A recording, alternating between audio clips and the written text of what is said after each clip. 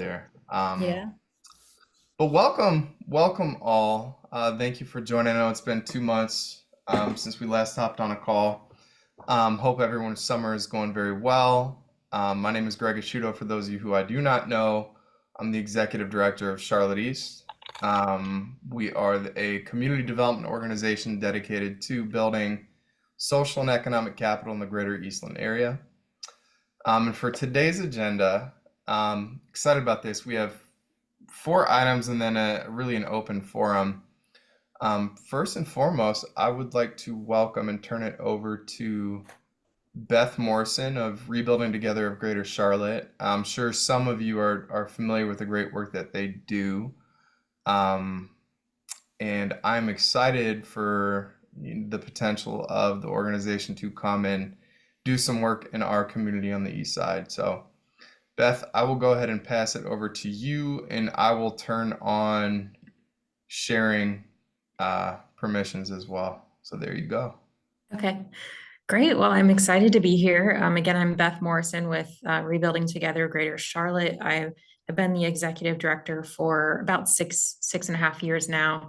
We've grown a lot over the past few years, so we're much more present in the community in the last few years. But we are a nonprofit that provides critical home repairs and accessibility modifications throughout the greater Charlotte area, which includes 5 counties now, Mecklenburg, Gaston, Union, Iredell, and Cabarrus counties. One of our main programs is called Building a Healthy Neighborhood, where we make a longer term, at least 1 year, sometimes multiple year commitment to a certain neighborhood that usually is selected because there's a significant need for critical repair. There is, especially in Charlotte, where there's a lot of times risk of displacement because that neighborhood is getting a lot of investor attention or just really needs some extra support. So our Building a Healthy Neighborhood is tailored to working in specific geographies. We partner a lot with United Way's United Neighborhood program, where we've been in Hidden Valley for the past more than 2 years. So we're finishing up our commitment period in Hidden Valley, working probably the next 6 months or so. We should be wrapping up there based on the applications we've received. By the time we're through in Hidden Valley, we'll probably have repaired at least 60 homes in the neighborhood. Before that, we worked in Lakeview, Camp Green, Underley Park area, Druid Hills. We're also now working in North Mecklenburg neighborhoods as one of our current United Neighborhoods, Building a Healthy Neighborhood areas. So like Smithville, Pottstown, Davidson West, East Catawba. That's where some of our neighborhood specific work is going on in addition to Hidden Valley. We reached out to our partners at United Way, who then introduced us to Greg to talk about East Charlotte. We haven't ever had, based on the neighborhoods I've listed, you'll notice that I haven't listed any that are specific East Charlotte neighborhood, where we know that there is need. For about 10 years, I lived in the Hickory Ridge neighborhood, so I'm familiar with the Albemarle Road corridor. So we know that there's need there and are interested in partnering with you all to identify a neighborhood where we could, make a at least year-long commitment to provide targeted critical repair and accessibility services. Along with our Building Healthy Neighborhood program, we also oftentimes have the opportunity to support neighborhood-wide projects. So in Hidden Valley, we received a large grant to help partner with Mecklenburg County Park and Rec on a big Tom Hunter Park renovation, where we invested about $150,000 in that park. So we always, when we're going into a new neighborhood, we also like to learn about what other, assets does the neighborhood have and what other needs might we be able to come in and help with our, we have lots of tools, we have lots of construction expertise. As an organization, we're a licensed general contractor, so we have a very skilled construction staff who can, come in and obviously do our home repairs, but also, if there's a park or community center that could use some extra attention, we always like to do at least one or two major community projects per year as part of our Building Healthy Neighborhood program. Our repairs are all free of service or free of charge. Our funding sources are mostly now government funded. So City of Charlotte would be our major funder for projects in East Charlotte. And that is specifically using HUD pass-through funding that comes into the City of Charlotte, and then they reinvest in community partners like us.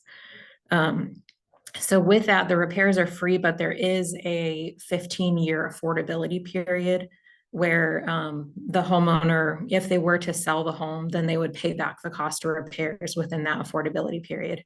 So it's really trying to make sure that any money invested is really helping to preserve affordable home ownership and keep those units affordable. We work with a combination of our skilled construction staff, supervised volunteers, and licensed contractors that we sub out work to. So depending on what a home needs, the scope of work might require a combination of those types of labor. Let's see, what else? Any questions on kind of how our program works? Would you say again, I didn't quite get the verbiage about the exception. It's the 15-year homeowner. What was it? It's considered the affordability period. So it's affordability. 15 years. So yeah, if they were to sell their home within 15 years after receiving the repairs, they would then be required with the sale of that home to pay back the cost of repairs. And we're working with the city. That's a city requirement. So we're working with them on making sure that we have, very clear understanding of the documents that they have and to communicate that with clients. Our general policy is 5 years, but we have to go with the city's the ones that's providing the funding, and they're adamant about the 15-year period. So that's what it ends up being.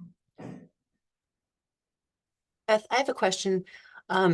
You were talking about identifying neighborhoods for this program. Does it have to be a neighborhood that has been defined by the city? Like, how does that? Beth, do you want me to answer that one? Oh, yeah, sure. And then I can kind of complement that. I would say it's yeah, Greg, you can go first. So the concept of, with the way that United Neighborhoods works, right? Like a grant resident panel sets priorities for the United Way's bucket of funding of what priorities residents want to see. I'm the community quarterback. Charlotte East is a community quarterback for that grant panel. And one need that has been identified for 2 years that has not been filled has been critical home repairs, or in that ballpark of critical home repairs, right? So the basic corridor of opportunity map, which, if y'all aren't familiar, I mean, it's largely just the central and the Albemarle radius that goes to right by you, Emily. I think it does cut off actually at Eastway.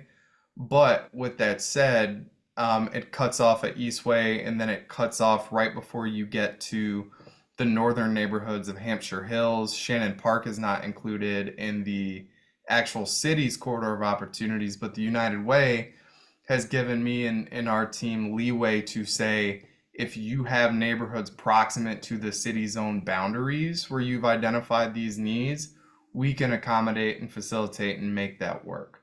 So like where we're at right now, like we're not even to the stage, like I have to convene with the residents and make the case for rebuilding together that we can move forward with them for the next grant cycle. But I'm very optimistic, extremely optimistic, as this is an identified community need that I have seen very transformative impact.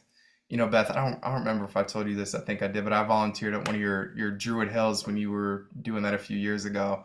And I think I messed up somebody's subflooring. So I appreciate your patience and probably having to go back and correct that. But my point being, it is a really good opportunity for community engagement as well. And I'm sorry, Beth, you can go ahead and fill in any gaps that I missed. I would just specifically add, and I think there's some flexibility with the city of Charlotte, but our main source of funding with that comes from the city is based on the corridors of opportunity. But I think that there's probably some flexibility, like Shannon Park, if it's, very close proximity or adjacent.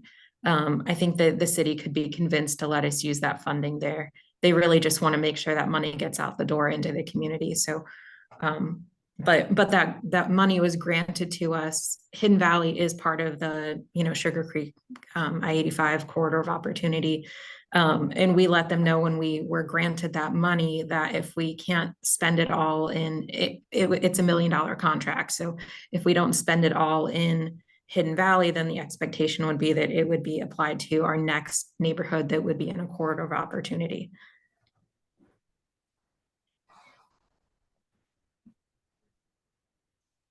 Hey Beth, thank you for sharing this information with us. Just curious about with the contractors and service providers that you all work with, do you ever or do they ever go after any pre-apprenticeship or occupational training services to just get more people involved in the field? I think that's a field where there's a growing demand for workers. So just curious about how y'all get people involved in that, or is it just kind of using their workforce as it is?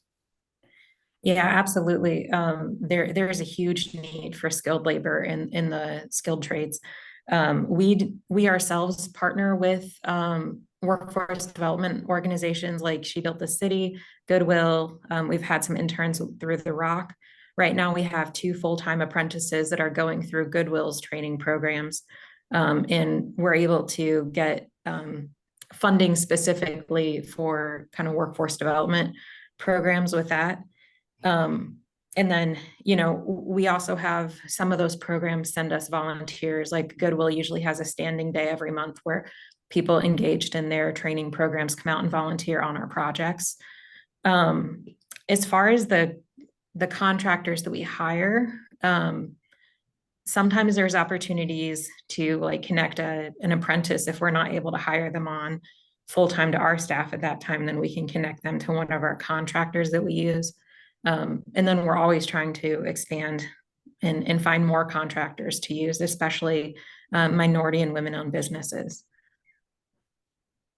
Got you. Thank you. It was a super specific question because as you were going through it, I had thought of a NOFO that was posted by the USDA about a little less than a month ago, a youth build program that almost directly funds organizations over for projects like what Rebuilding Together is doing to do home repairs, renovation work, but it's particularly for youth apprenticeship development. And Gotcha. I was curious, but I can send you the information if you're interested in just reviewing. That'd be great. Sometimes we get questions on what kind of repairs do you do and what do you not do? Our repairs are really focused on mitigating and addressing safety and health hazards. So we're really not going to do anything that's purely aesthetic. But our main goal is to bring the home up to meet housing code to be, a safe and healthy environment. And then for any sort of accessibility or specific health needs to accommodate those. So if that's removing a bathtub and putting in a walk-in shower or a zero curb shower for a wheelchair user, or widening doorways, grab bars, wheelchair ramps. We do that kind of work a lot. If there's somebody who has really bad asthma, it might be looking at the house for respiratory triggers. So taking out really old carpeting and installing a durable vinyl plank flooring that's easier to clean and doesn't hold dust, things like that. Our projects, depending on the kind of the severity and need, can range from about 10 or 15,000 up to sometimes more than $60,000 investment in the home. Using City of Charlotte funding, that funding really goes up to about 50,000. So it's not the easiest to get through because any kind of government funding is going to have a lot of regulations, but once we can apply that funding to a home, we can usually make a pretty substantial investment. So we're not just, band-aiding something that really needs more intensive repair. Our repairs are income, or our program is income-based. So it's under 80%, 80% or under of area median income, which is listed on our website. So we have a pretty rigorous income and asset verification process as a part of the application intake. for clients. So a lot of, if we were to engage with a neighborhood in Charlotte East, we would come to neighborhood meetings, be available to answer any questions from neighborhood residents on, how can we trust that you're going to keep our data safe? What do you need to collect and why? What about this situation? So we'll be available to answer those questions, attending meetings in person, and then people are welcome to come to our office or call us, and we can kind of walk them through the process by phone as well.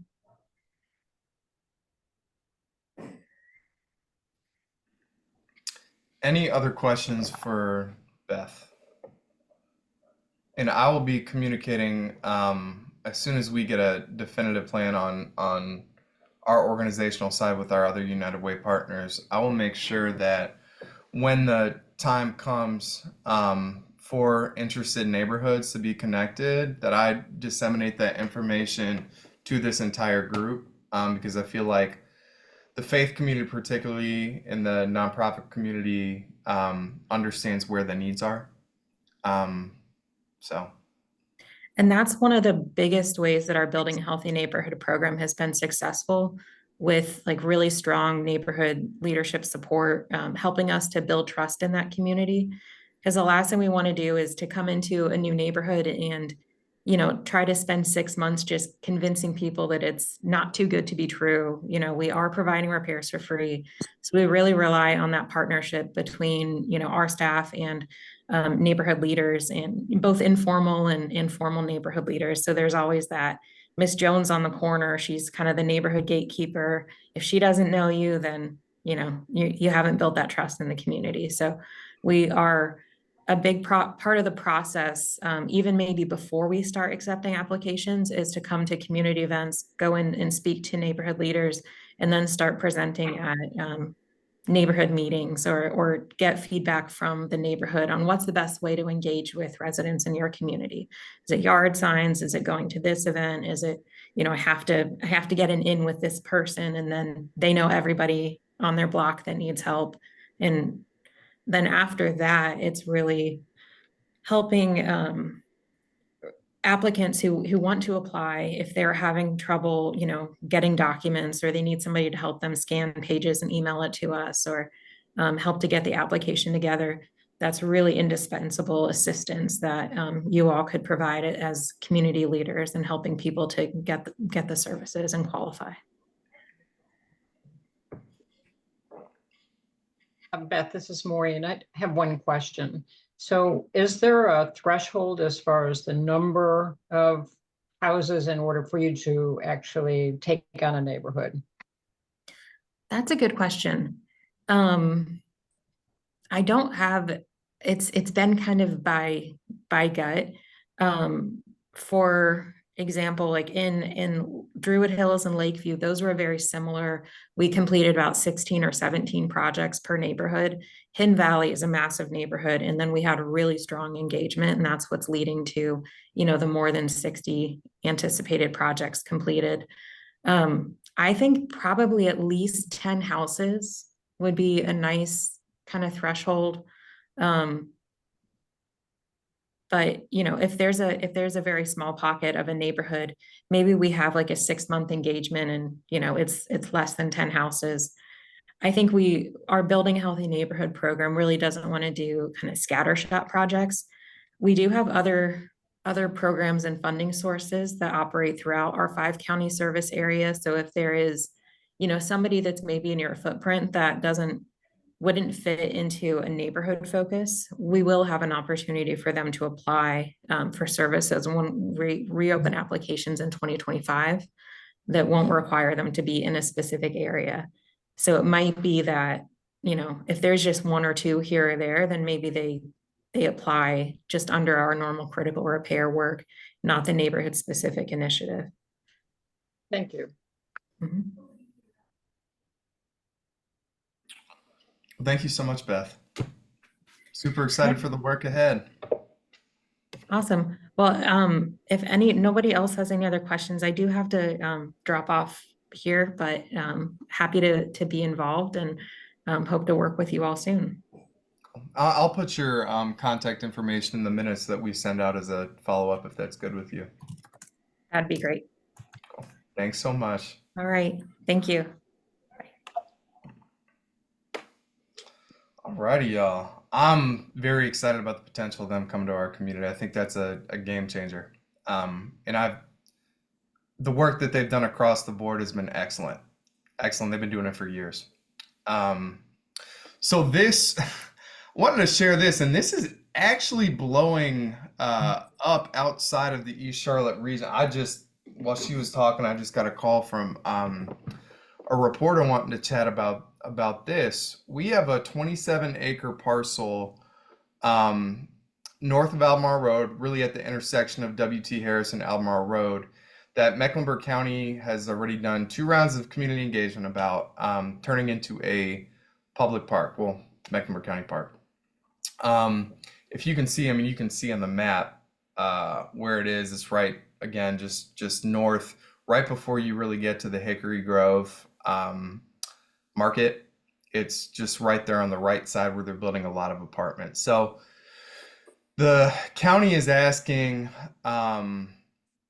for residents to give feedback on 2 different potential plans. Axio, which I'm very surprised, Axios picked up the story and is really pushing out feedback, because this is one of the, my understanding, it's one of the bigger parcels that Mech Park and Rec has done that's like available land.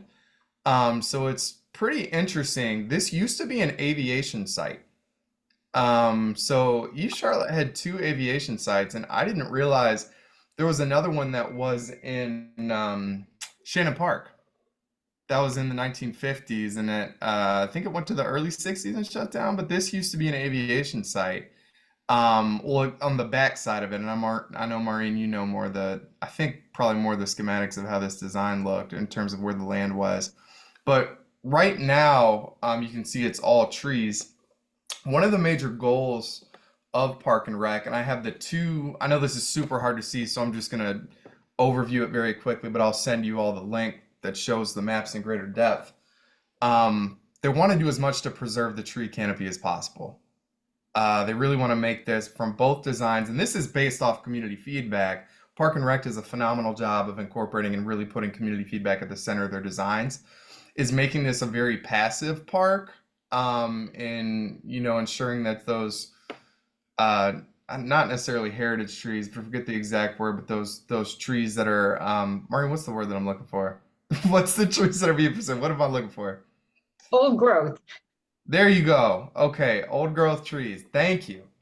Are preserved. So there are 2 models, and like aesthetically they're similar. Like you can see where the activation space is. They would relatively be in the same place. One of them in this concept to the right is closer to W.T. Harris. The other one's tucked in a little bit more. But I'm going to show you just 3 concepts, that are competing of, okay, this is proposal 1 on the left, this is proposal 2 on the right, for how different design elements would look, and this is what they're asking for feedback on. And it doesn't mean that there couldn't be a mismatch. So, they want to go either one of 2 ways, really, with the homage to the aviation theme and the history, or like very much on the right side, a very natural preservation of ecology theme. So you can see this is the playground. There are two options here. As far as the active recreation piece, they're wanting feedback on multi-use courts or full courts. So, the multi-use converted to pickleball, what have you, mini pickup games. The full court's just really explicitly dedicated to basketball with, I'm looking at this graphic, potentially some transition to pickleball. And then this really is the big one that I'm excited about. They're wanting feedback on these little nodes around the park along the walking trail, which is going to be one of the central elements of it. Putting fitness nodes, like some of those smaller activation spaces that you see at like some of the parks uptown, or nature-based nodes like bird watching. Yeah, I see you, Emily, like that. Yeah, that'd be pretty cool, right? So point being, Public feedback closes August 25th. The QR code, if you want to do it like right now and pull up and look at more of the designs, feel free. I'll send this out likely on Friday. They've already received, I think, around 150 pieces of feedback, and overwhelmingly, I'm talking about like 80 and 90% is favoring the bird's eye ecology preservation type of a vibe. So it seems like there's pretty overwhelming feedback in that direction. But please give your feedback on the designs. I know Park and Rec, I know I sound like a broken record when I say this, but like Park and Rec does such a phenomenal job with their investments in East Charlotte. Like they just really do. Any comments about the park? Questions? And I will say that they're intending to have as many access points as possible to the neighborhood. So you can see both northeast and west are really where either existing housing or new housing is going. So they're trying to make as many off-road, not requiring transit cars to get to the park as possible. But this will not be an explicit neighborhood park. One other thing that's really cool about this is that it will serve as a greenway connection point to, like, from Reedy Creek over to Eastland in one day. One day. One day. I mean, not my time, but one day. I'm optimistic. I'm optimistic. I think they're gonna do I know they're gonna do everything that they can. They're gonna push it to make this thing work. That's when what was funny today that I found out, they're anticipating opening both of these parks at the same time, both the Eastland Park and this park. So it's gonna be a fun, it's gonna be a good year, and that will be 2026. So the Eastland Park right now, y'all, is anticipated right now probably mid 26. It was gonna be early 26, but right now it's mid 26, and this one looks like it's gonna be mid 26 as well. So. Alrighty, we have 15 minutes. I wanted to give Galilee a moment. I'm not sure, Emily, if she's on the call. I'm here. Oh, who? No, not your Betty. I saw her earlier today, but Okay. I think she may have left already. No problem. Let me just make sure that I am getting the correct message that she wanted to get across. I think it was just about the grow towers again, and the something else, like it wasn't utility relief, but it was like, Was it a food pantry? yes. So I think, Greg, I can do both. And if you don't mind, I might want to talk a little bit about our member survey, if that would be Please do. okay. Please do. And I am mindful of the time, so I'll talk fast. So hi, everyone. I'm Emily Parker. I'm the director at Galilee Ministries of East Charlotte. If you don't know about Galilee, if you've never been here, we are at 3601 Central, basically between Briar Creek and Eastway. We're an old 1950s A-frame church. So you've probably driven by us a billion times. There was St. Andrew's Episcopal Church from the 1950s until 2013. The church closed in 2013. The Episcopal Diocese of North Carolina still owns the property and the buildings, and was reimagined as Galilee Ministries and opened in 2015. So what we do a lot of right now is host other nonprofit groups. So we have a very active Nourish Up Pantry. Action NC has their office with us. Catholic Charities uses our space for after-school program for refugee children. The Gay Men's Chorus and Women's Chorus use our nave space for rehearsal and performances sometimes. We have 3 worshiping congregations here on the weekend. Tai Chi for Health in the nave on Fridays. Iyengar yoga in the back building on Wednesday evenings. So all different kinds of things going on, and then having community groups in as much as possible. Because one of our great things we have is space, and we want people here and being in community with each other. We also have a large community garden. And like Betty was going to talk about, we have a couple of hydroponic like tower gardens that we grow different herbs. They are free for the taking. If you want to come here into the back building, come and pick them. They're here for everybody. We try to, Betty really kind of is the main tender of those greens. And so, but you're more than welcome to come. We also have an emergency food pantry called Lydia's Pantry that works in concert with the Nourish Up Pantry. So if the Nourish Up Pantry is not open and someone comes in looking for food, we have a pantry set up that we can hold, give folks enough to hold them over till we can get them in with Nourish Up. So we are always accepting donations, canned food donations, preferably Pop Tops. Greg, if it would be helpful, I can send you a list of kind of desired items that people want and like. We're going to expand Lydia's Pantry, I think is the plan, to start to carry dry goods, paper towels, dignity products, feminine hygiene products, all things like that. So just stay tuned for more information on that.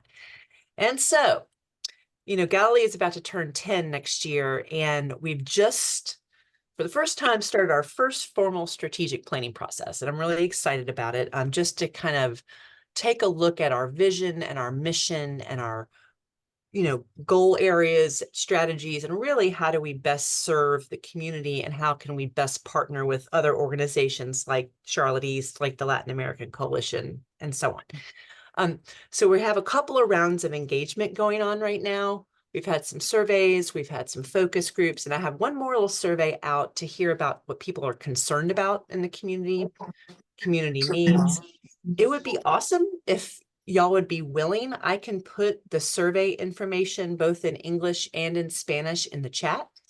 If you would feel comfortable taking it yourself and also sharing it with your networks, that would be really great. It's short and sweet. We just are trying to listen as best we can to the community so we can really dial in how we can best serve. I'll also put my email in the chat, and if you have any questions or if you've never been here and want to come visit, I would love for you to do so. Thank you. Thank you, Emily. Thank you.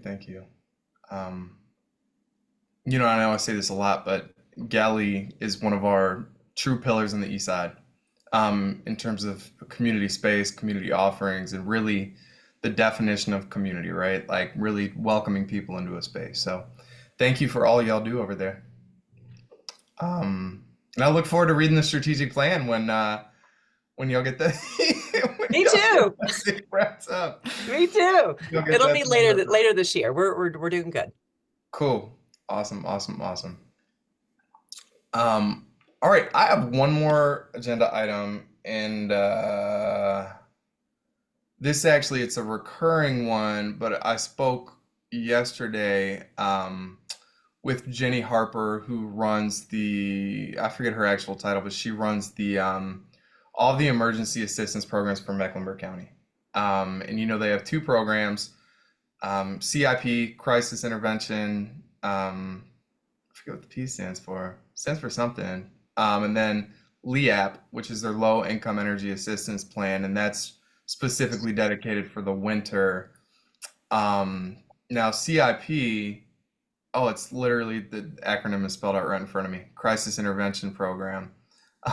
What it does is helps any families, and really like the gist, this is a lot here, but as she explains it and as I've seen it, it helps families going through, it's just heating or cooling, whether that's Duke or Piedmont. And you have to have, that at least one individual in the household who's an eligible U.S. citizen. Households must have, and that's a loose one, but there must be a heating or cooling related emergency. What that means is there just has to be a little bit of a past due bill. So there just has to be, money on the account that needs to be paid that's past due, that you have to be behind. With the other program, that does not need to be the case. With this one, you have to be behind on payments. And the income eligibility you can see on the right, based off household size, monthly income. And because the way that the county is now doing its social services and outreach, there are multiple ways that this can be done, this program can be done. I think they're really trying to encourage people to come into the community resource centers. We have one close to us at the intersection of Eastway and Tryon the Ellaby Scarborough Center. And if you all aren't familiar with the services that they provide, it's really a one-stop shop for support. You know, um, child support, be it job programs, be it re-entry supports, be it crisis supports like this. They do just walk in and we'll be able to help you out. But there's also the Woodard Center over on Freedom and another on Billingsley. So folks can go and do it that way. They can apply online, and I know Sandra, is that I know that link earlier wasn't working, but we can follow up with Jenny and make sure that it does work. It's working Um, now. is it working now? Okay, Yeah, I checked that it's working now. good. And or you can call in, but let me tell y'all this, like the reason that, Charlotte East runs a utility assistance program in the spring with the help of the United Way. We got 150 applications in a 10-day period. And we had finite funds. There were only 60 we were able to fund. So past year, really trying to figure out a better way to maximize. There's obviously so much need, but how do we get the targeted promotion to East Charlotte? And Jenny and I were going over data, looking at where they allocate not allocate, but where the people who taken advantage of the program. Our folks definitely know about it, but there's still the significant barriers in reaching our immigrant and newcomer community. And Jenny has really asked for, support and at least being able to promote this information. All of this is well, it's only in 2 languages, but all of this is available in Spanish as well. But the issue is, y'all, the county wasn't even able to give away all of the money last year. And we all know that there is a need, right? But they gave money back to the state.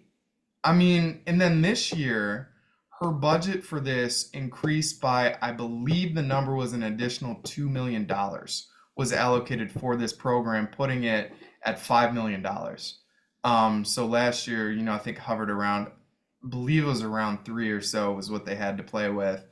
And you're talking about a significant increase. So this money it goes until it runs out, but the pool runs from July 1st to June 30th. So it just really reopened about 6 weeks ago for the new, it's the fiscal year.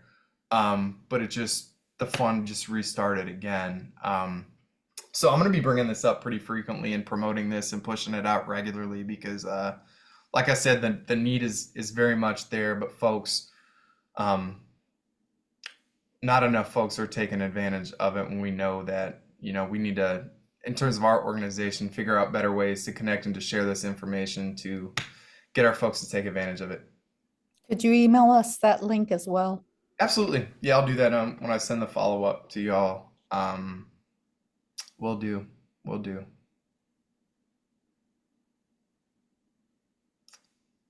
Alrighty, we have about 4 minutes left. If there's anything anybody else would like to bring up or add, please feel free to do so.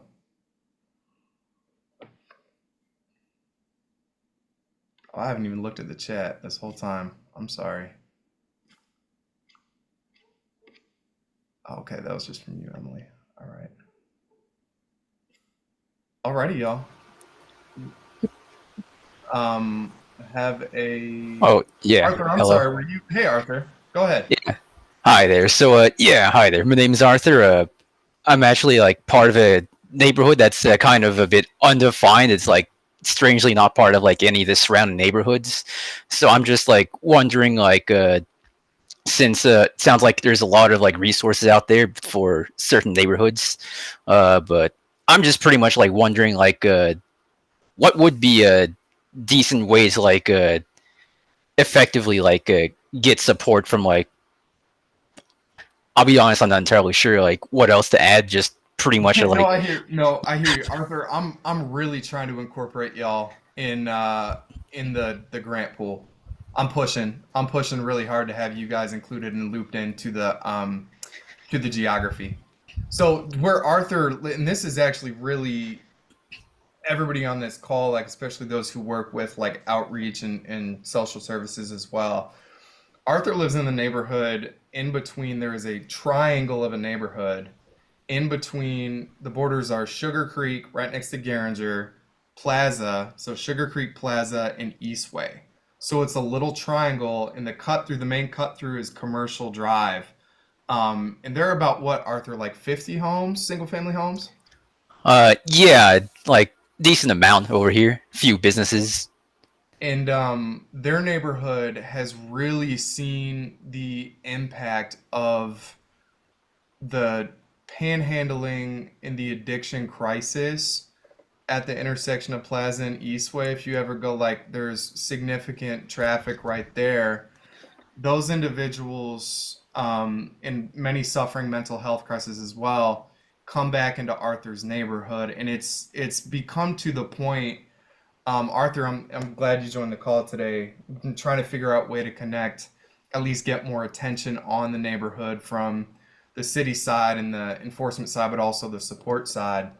Um, but it's getting to the point where there are, it's very eerily reminiscent to me of parts of Skid Row in Los Angeles, where it's epidemic level. It reminds me in the Charlotte area of Tryon in front of the men's shelter. So this is a neighborhood, because they're not associated with Plaza Shamrock or with Howie Acres across the street or Shannon Park. They've been kind of left out of these discussions. So Arthur, do you mind putting your email in or I can send it out as well, but if anybody wants to connect with you about this, to support, even to come by, whether it's outreach or whatever, I would love for folks to collectively be able to figure out a way that, hey, if we can provide supports in terms of street outreach, this is a great place to do it. Okay. So yeah, just put my email out in the chat. Yeah, if you don't mind, and I can send it as well. I mean, I'm fine with putting it here. I'll just put it in the chat, but it's artsunch18@gmail.com. Awesome. Just put it there. Deanna, yeah, we're working on that. We're working on that, yeah. And Arthur's been connected with that group too. And I believe, Arthur, you're part of that group chat with them. You communicate with Plaza Eastway pretty frequently. Yeah, like perhaps not frequently, but I am in like that Telegram chat they have there. Okay. Cool. Deanna, you and Arthur might be able to connect, and I'll let you take it from there, Deanna. But that'd be a good spot. Alrighty, y'all. Well, thank you again for coming.